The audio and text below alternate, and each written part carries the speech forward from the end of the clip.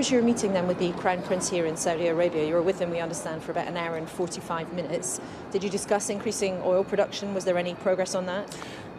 We discussed everything that you would expect. So I raised human rights, as I'm sure you would expect. Well, but we also talked about what we can do to stabilize oil prices, to fight inflation, to help consumers, to help people at the gas pumps, at the petrol pumps, and there's a lot of agreement that it is important to avoid inflation, to avoid the damaging economic consequences. Agreement that we need to work together to bring peace to Ukraine. I thanked the Saudis for what they're doing. They were joined the UN resolution, as you know, in condemning what Russia has done, and both agreed that we need to see an end to Putin's war. But did he give you any cause for optimism that Saudi Arabia might increase oil production, which would ease things for people at home?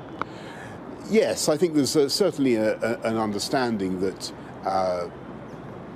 there's an interest for Saudi Arabia, for all oil-producing and exporting countries, in making sure that the global economy is not damaged by the current spikes, that we don't get the kind of inflation that we saw in the 1970s. So it was a very productive conversation. You said there was an interest. Would that mean any kind of decision to increase supply anytime soon? I think you need to talk to the Saudis about that. But I think there was an understanding of the need to ensure stability in global oil markets and gas markets, and the need to avoid damaging price spikes, and a strong global economy, a strong UK economy, which we've got, continuing with a strong UK economy, is very much in the interests of the oil-producing countries as well. And just finally, you say you raised human rights. There were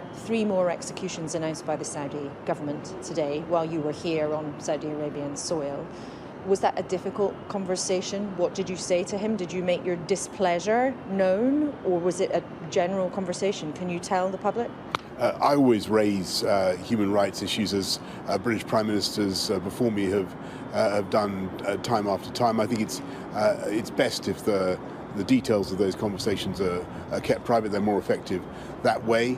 But I think what you can also see is that, and I think that people who come to Saudi Arabia would testify this, in spite of that news that you've referred to today, things are changing in Saudi Arabia.